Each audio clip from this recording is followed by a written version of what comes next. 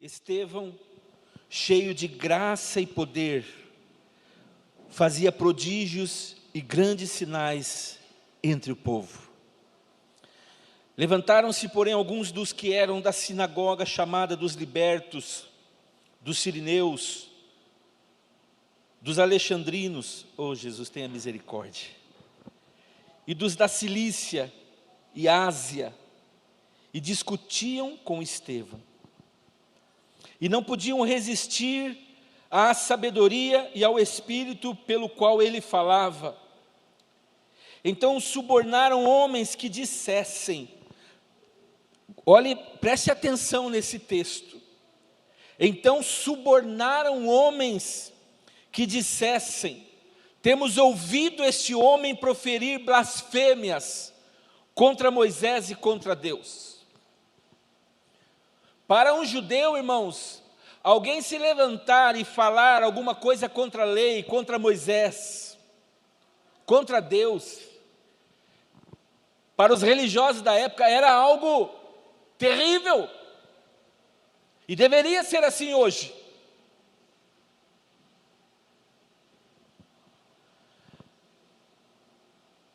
Verso 12, sublevaram o povo, os anciãos e os escribas, e investindo, o arrebataram, levando-o ao sinédrio. Apresentaram testemunhas falsas, olha aqui, que depuseram e começaram a falar de Estevão, declarando, esse homem não cessa de falar contra o lugar santo e contra a lei. Porque eu temos ouvido dizer que esse Jesus, o Nazareno, destruirá este lugar e mudará os costumes que Moisés nos deu. Aqui estava o problema. Porque eles eram apegados à lei, eles eram apegados à lei dos seus antepassados, mas agora, diante deles estava sendo pregado Jesus Cristo, o Messias, o Salvador. E eles estavam tão arraigados à religião, que eles não receberam a Jesus, eles não receberam a palavra da salvação. E quando Estevão, esse diácono levantado pela igreja, ele pregava o evangelho com a sua vida, com a sua pregação, esses principais escribas religiosos da época não queriam ouvir esta mensagem, não queriam ouvir porque Jesus, quando caía nos seus corações, revelava as suas mentiras, revelava, trazia à luz os seus enganos, a sua religiosidade. E a Bíblia nos diz no Evangelho de João que muitos não vêm para Jesus, que é a luz, para que as suas obras não se manifestem. Tem muitas pessoas que nós pregamos o Evangelho, que nós testemunhamos de Cristo a elas, mas elas não querem vir para a cruz, não querem vir para Cristo, não querem vir para a luz, porque os seus corações, porque as suas obras são malignas. E se elas se depararem com a luz que é Cristo, as suas obras serão reveladas. Então pegaram Estevão, verso 13, apresentaram testemunhas falsas. Verso 14, mentiram dizendo que estavam ouvindo ele dizer sobre Jesus, que Jesus destruiria este lugar, destruiria a lei, quando Jesus disse, eu não vim destruir a lei, eu vim cumprir a lei. Verso 15, todos os que estavam assentados no sinédrio, fitando os olhos em Estevão, viram o seu rosto como se fosse o rosto de anjo. Você consegue entender isso?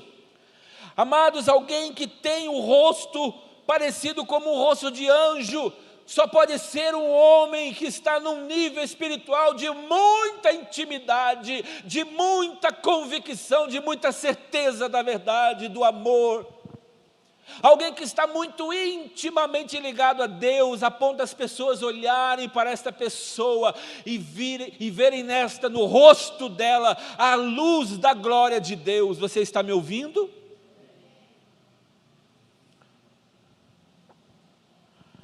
Não deixe que o inimigo tire a sua atenção.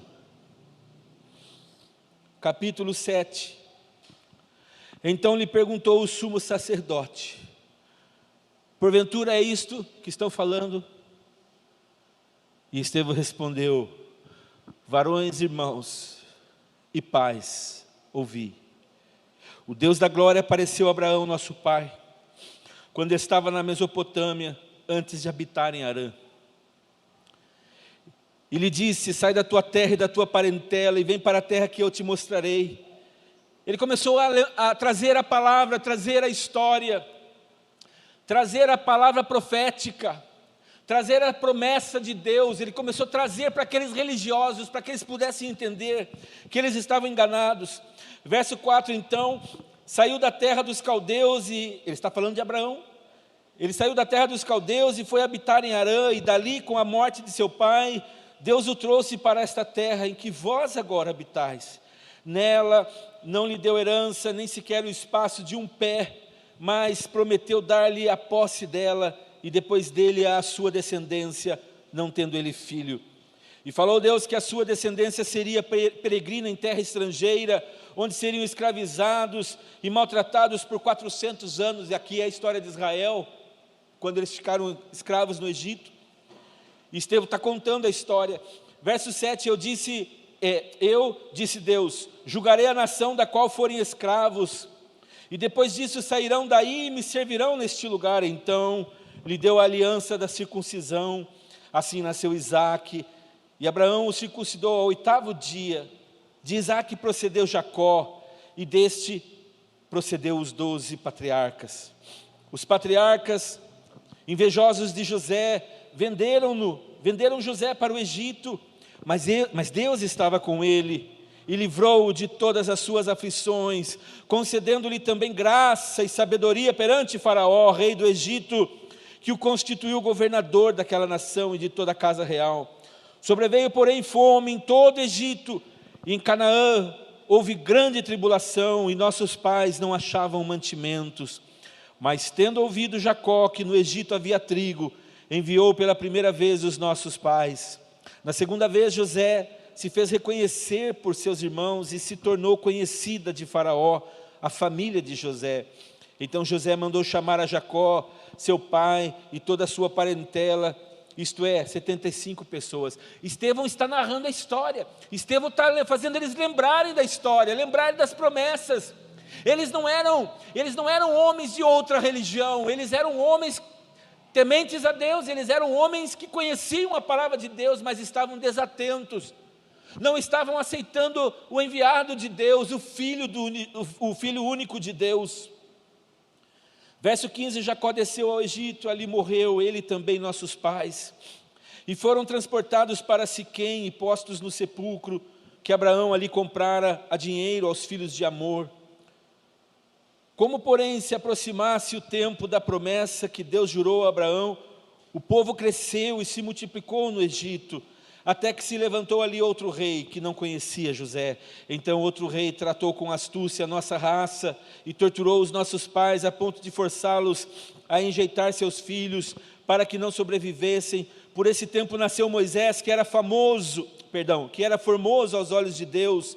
Por 3 meses foi ele mantido na casa de seu pai. Quando foi exposto, a filha de Faraó o recolheu e criou como seu próprio filho. E Moisés foi educado em toda a ciência dos egípcios, e era poderoso em palavras e obras. Quando completou 40 anos, veio-lhe a ideia de visitar seus irmãos, os filhos de Israel. Vendo um homem tratado injustamente, tomou-lhe a defesa e vingou o oprimido, matando o egípcio. Ora, Moisés cuidava que seus irmãos entenderiam que Deus os queria salvar por intermédio dele. Eles, porém, não compreenderam. No dia seguinte aproximou-se de uns que brigavam e procurou reconduzi-los à paz, dizendo: homens, vós sois irmãos, por que vos ofendeis uns aos outros? Mas o que agredia o próximo o repeliu, dizendo: quem te constituiu autoridade e juiz sobre nós? Acaso queres matar-me como fizeste ontem ao egípcio? A essas palavras Moisés fugiu, tornou-se peregrino na terra de Midian, onde lhe nasceram 2 filhos. Decorrido 40 anos, apareceu-lhe no deserto do monte Sinai um anjo, por entre as chamas de uma sarça que ardia. Moisés, porém, diante daquela visão, ficou maravilhado e, aproximando-se para observar, ouviu-se a voz do Senhor: eu sou o Deus dos teus pais, o Deus de Abraão, de Isaque e de Jacó. Moisés, tremendo de medo, não ousava contemplar aquela sarça. Disse-lhe o Senhor: tire as sandálias dos pés, porque o lugar em que estás é terra santa. Vi com efeito o sofrimento do meu povo no Egito, ouvi o seu gemido e desci para libertá-lo. Vem agora e eu te enviarei ao Egito. A esse Moisés, a quem negaram reconhecer, dizendo: quem te constituiu autoridade e juiz? A esse enviou Deus como chefe libertador, com a assistência do anjo que lhe apareceu na sarça. Note, irmãos, aqui Estevão está contando a história que eles já sabiam, que eles já conheciam, mas estavam se esquecendo. Ele estava trazendo novamente à tona, para que eles pudessem se conectar com a revelação, com a promessa de Deus. Verso 36, este os tirou, fazendo prodígios e sinais na terra do Egito, assim como no mar vermelho e no deserto durante 40 anos. Foi Moisés quem disse aos filhos de Israel: Deus vos suscitará dentre vossos irmãos um profeta semelhante a mim. É esse Moisés quem esteve na congregação no deserto, com o anjo que lhe falava no monte Sinai com os nossos pais, o qual recebeu palavras vivas para nolas transmitir, a quem nossos pais não quiseram obedecer, antes o repeliram, e no seu coração voltaram para o Egito, dizendo a Arão: faze-nos deuses que vão adiante de nós, porque quanto a esse Moisés que nos tirou da terra do Egito, não sabemos o que lhe aconteceu. Naqueles dias fizeram um bezerro e ofereceram um sacrifício àquele bezerro, àquele ídolo, alegrando-se com as obras das suas mãos, porque o bezerro era uma estátua de ouro. Mas Deus se afastou e os entregou ao culto da milícia celestial, como está escrito no livro dos profetas: ó casa de Israel, porventura me oferecesses vítimas e sacrifícios no deserto pelo espaço de 40 anos, e acaso não levantaste o tabernáculo de Moloque e a estrela do deus Renfã, figuras que fizestes para as adorar? Por isso vos desterrarei para além da Babilônia. O tabernáculo do testemunho estava entre nossos pais no deserto, como determinar aquele que disse a Moisés que o fizesse segundo o modelo que tinha visto, o qual também nossos pais com Josué, tendo-o recebido, o levaram, quando tomaram posse das nações que Deus expulsou da presença deles até os dias de Davi. Este achou graça diante de Deus e lhe suplicou a faculdade de prover morada para o Deus de Jacó. Mas foi Salomão quem lhe edificou a casa. Entretanto, não habita o Altíssimo em casas feitas por mãos humanas, como diz o profeta: o céu é o meu trono e a terra o estrado dos meus pés. Que casa me edificareis, diz o Senhor, ou qual é o lugar do meu repouso? Não foi porventura a minha mão que fez todas essas coisas? Homens de dura cerviz e incircuncisos de coração e de ouvidos, vós sempre resistis ao Espírito Santo, assim como fizeram vossos pais, também vós o fazeis. Qual dos profetas vossos pais não perseguiram? Eles mataram os que anteriormente anunciavam a vinda do justo, do qual vós agora vos tornastes traidores e assassinos, vós que recebestes a lei por ministério de anjos e não aguardastes. Ouvindo eles isto, olhe só, ouvindo eles isto, enfureciam-se no seu coração e rangiam os dentes contra Estevão. Mas Estevão, cheio do Espírito Santo, fitou os olhos no céu e viu a glória de Deus e Jesus que estava à sua direita, e disse: eis que eu vejo os céus abertos e o Filho do Homem em pé à destra de Deus.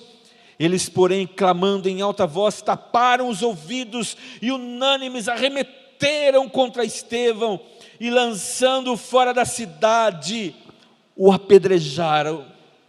As testemunhas deixaram suas vestes aos pés de um jovem chamado Saulo e apedrejavam Estevão, que enquanto assim acontecia, invocava e dizia: Senhor Jesus, recebe o meu espírito. Então, ajoelhando-se, clamou em alta voz: Senhor, não lhes imputes este pecado. Com estas palavras, Estevão morreu. Amados, eu trouxe esse texto nesta noite para nossa reflexão, porque esse texto fala muito daquilo que nós estamos vivendo nesses dias. Nós começamos a viver nesses dias. Por que eu fiz questão de ler esse texto tão longo? Para que você pudesse entender que Estevão, ele estava trazendo aquilo que ele conhecia sobre a história dos seus antepassados. Estevão estava trazendo à tona naquele momento a palavra que estava guardada no seu coração, Davidson. Ele tinha conhecimento, e a grande pergunta nesta noite é: qual é o nível que eu e você hoje temos de conhecimento da palavra de Deus, da verdade de Deus? O que é e quanto é que nós temos guardado dentro do nosso coração? Eu não estou falando de decorar versículos, de saber de dizer quantos versículos você sabe de cor, porque você pode saber centenas de versículos de cor, mas se você não tiver a essência, se você não tiver a verdade dentro do teu coração, de nada disso vai adiantar. Você pode ser um religioso como esses homens, que conheciam a religião, conheciam a história, mas estavam tão arraigados na religiosidade, tão fechados à religiosidade, aos seus costumes, as coisas que eles mesmos criaram, que eles estavam fechados ao mesmo tempo para Jesus, que havia surgido, enviado para salvar, para perdoá-los. Estevão, este diácono da igreja, um homem destemido, um homem cheio de espírito, um homem que agora estava na condição de perseguido, por causa da sua fé. Ele estava defendendo a fé, ele estava defendendo quem ele cria, no que ele acreditava. E nós estamos vivendo dias hoje que vai permanecer, irmãos queridos, aquilo que nós temos guardado no nosso coração, aquilo que nós cremos, o tanto que eu creio em Jesus, o tanto que eu acredito na sua palavra. Muitos vão se levantar para nos confundir, para nos calar. Hoje eu estava acompanhando, e você certamente, se você teve a oportunidade de acessar uma live que eu enviei no grupo da igreja, nós vimos lá em Vila Velha, no Espírito Santo, no meio daqueles que estão se manifestando ali o seu coração, manifestando os seus pensamentos em relação a tudo que está acontecendo na nossa nação nos dias de hoje, como resultado de, após as eleições, dúvidas sobre as eleições, e isso já não se pode falar mais. Não se pode mais dizer que as eleições estão duvidosas, porque a lei agora, uma lei que não sabemos de onde foi inventada essa lei, mas uma autoridade da nossa nação se levantou para dizer que a partir de agora não pode mais colocar em dúvida o resultado das eleições, e pronto, acabou. E eu não posso mais expressar o que eu acredito, o que eu penso. Agora não pense você que não estamos falando agora, eu apenas estou falando da realidade do nosso país, mas eu não estou falando da proibição da palavra de Deus, eu estou falando das leis que as nossas autoridades estão fazendo e estão nos proibindo de poder nos manifestar. E se isso está acontecendo desta forma hoje, você acredita que daqui a algum tempo você vai continuar podendo pregar o Evangelho com liberdade? Você acredita que você vai poder chegar na sua escola e abrir uma Bíblia, se tiver uma Bíblia na biblioteca da sua escola?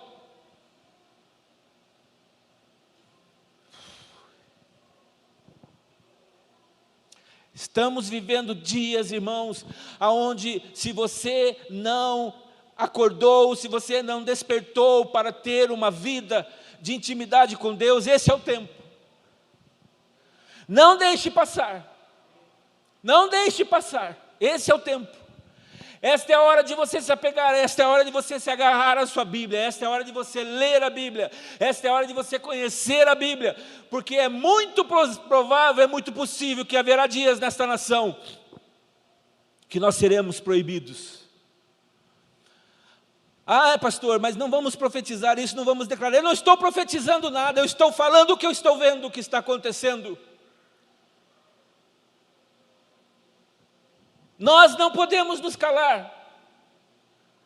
Esta live que eu estou mencionando, estava lá hoje um pastor, no meio de centenas de mandatos de prisão nesta semana, da autoridade judicial da nossa nação.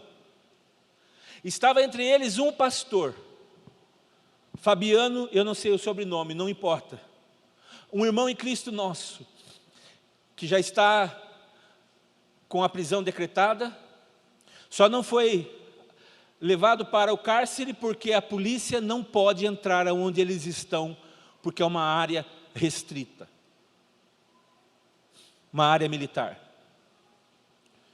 E a população, os que estavam juntos, os que estão inconformados com tudo que está acontecendo, porque eu estou inconformado, eu não sei se você está inconformado como eu. Eu não sei se você, meu irmão, que está me ouvindo nesta noite, faz parte daquele time que está dizendo, não, pastor, isso vai passar. Daqui a pouco nós vamos festejar o Natal, vamos comer, vamos nos alegrar, tudo vai estar sob o controle. Dia 1º vai ter uma posse do novo presidente, tudo vai ficar tranquilo. Não vai ficar tranquilo. Não vai ficar tranquilo. Se nós nos mantivermos calados, eu não estou dizendo para você, saia daqui, vai para o quartel e se manifeste. Por favor, eu não estou falando isso. Se você for fazer isso, faça pela sua decisão pessoal. Mas o que eu estou falando é que nós temos que buscar a Deus, nós temos que clamar ao Senhor. Se nós não estamos fazendo isso, como deveríamos fazer? Clamar ao Senhor pela nossa nação. Senhor, muda a história, porque o rumo que o Brasil está indo, é terrível esse rumo, Senhor.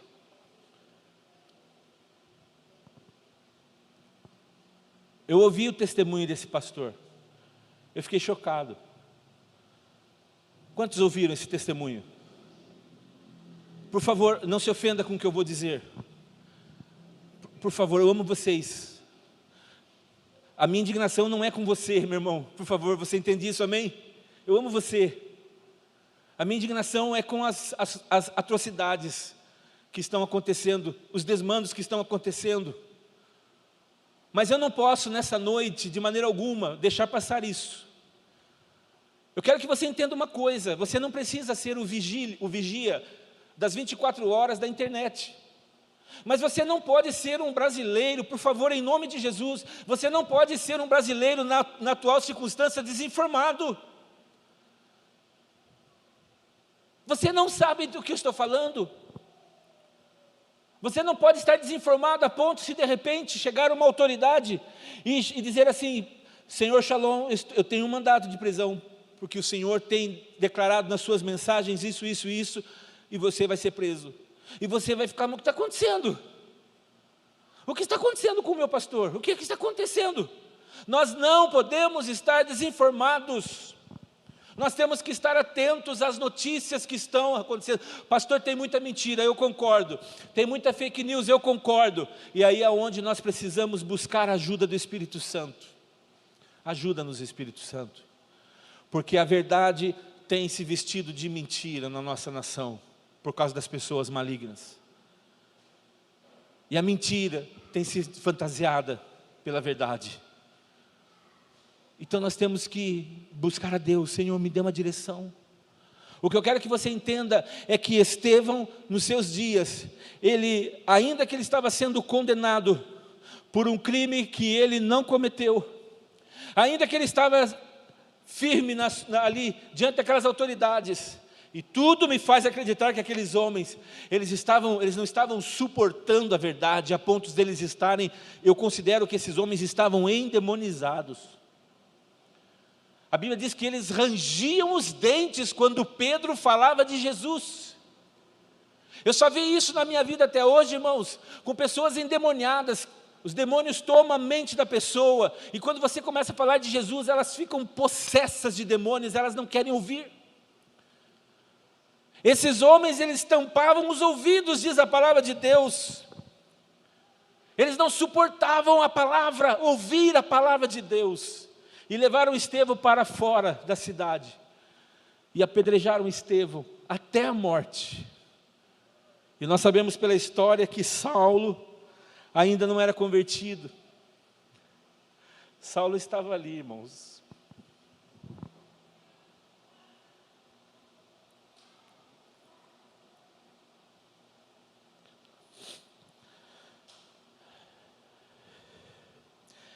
Verso 58. E lançando fora da cidade o apedrejaram. As testemunhas deixaram suas vestes aos pés de um jovem chamado Saulo. Saulo era um jovem ainda. A Bíblia diz que Saulo nesses dias inspirava desejo, ódio contra os cristãos que pregavam Jesus. Porque Saulo, ele era religioso, ele acreditava que o que os sacerdotes da sua época, os religiosos da sua época pregavam era a verdade. Ele estava completamente com seus ouvidos fechados para receber a verdade. Talvez você possa pensar assim, graças a Deus que comigo não é assim. Eu não estou nesse nível. Talvez você não esteja nesse nível, eu dou glória a Deus por você não estar nesse nível. Mas talvez você esteja num nível ainda sonolento, num nível ainda de desatenção a tudo que está acontecendo. E hoje Deus está nos trazendo, amados, eu já preguei muito. Nesses 20 e poucos anos, quase 30 anos de ministério, eu já preguei muito. Eu não sei nem quantas vezes eu já preguei. Já preguei que igreja, um dia, nós vamos passar por perseguições. Um dia poderemos ser proibidos de ler a Bíblia. Um dia. E eu confesso a você, que eu não esperava que isso fosse acontecer tão rápido como está acontecendo, da forma tão veloz que está acontecendo. Eu imaginava que isso aconteceria gradativamente. É a mesma história da rã que é jogada na água e você liga o fogo. E a coisa vai ali esquentando. Diferente de você pegar a rã e jogar na água quente, ela pula. Mas quando você põe a rã na água e esquenta, ela vai gostar, ai que delícia, ela vai se acostumando com aquilo ali. Um dia é uma história nova de aceitar o homossexualismo. Temos que aceitar. E aí pregamos, a Bíblia diz que Deus condena isso.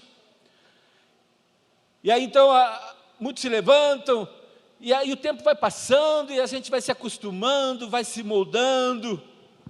Amanhã vem uma história nova, de que nós temos que pensar nessas pessoas, então temos que fazer um banheiro exclusivo para elas.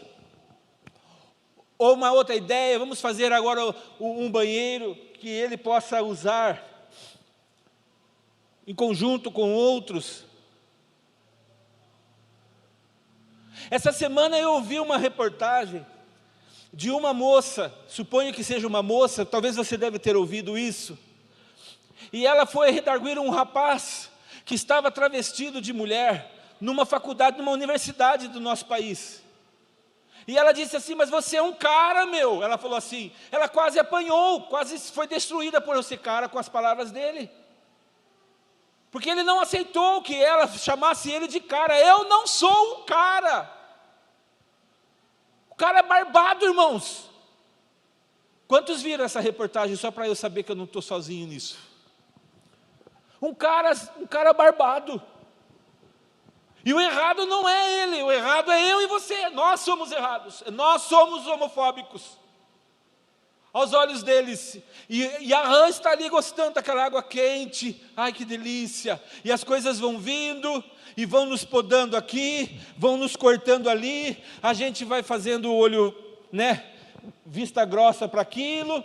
A igreja não pode se calar diante disso. Eu não estou dizendo para você sair, abrir a boca e ficar falando que você aquilo não acredita, não crê, não aceita, não é isso.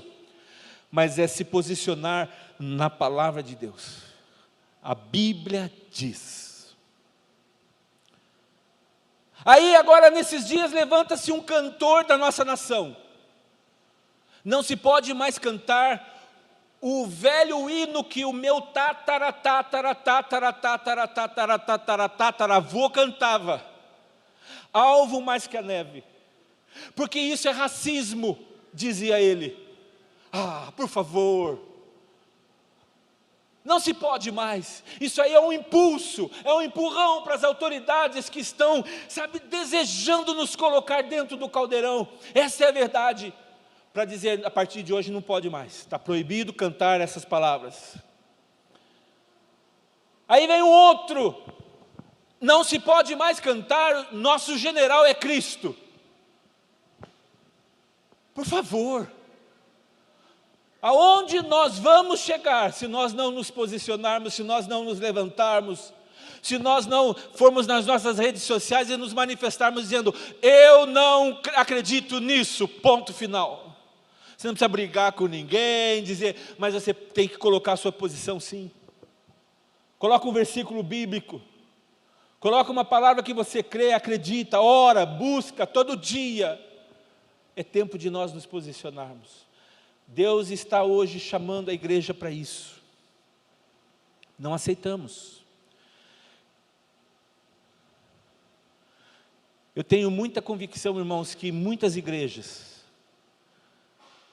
e é possível que talvez até na nossa, se eu não estiver enganado, pessoas que já vieram aqui, e que perceberam, nos dias das eleições, na nossa palavra, na nossa mensagem, naquilo que nós cremos, que não concordaram conosco, se foram.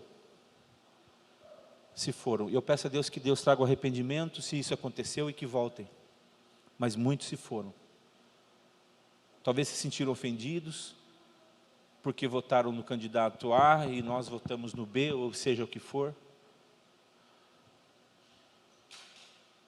A grande questão é, eu não posso aceitar a mentira. Eu não posso aceitar que está tudo bem, que uma pessoa que foi condenada em todas as instâncias da justiça do nosso país,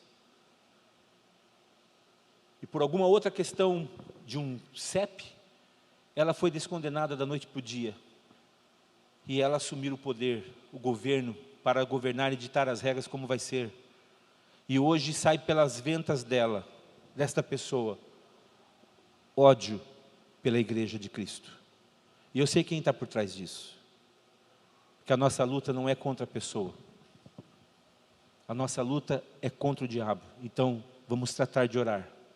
Vamos tratar de nos cobrir com o sangue de Jesus. Vamos tratar de nos posicionar diante do Senhor Jesus.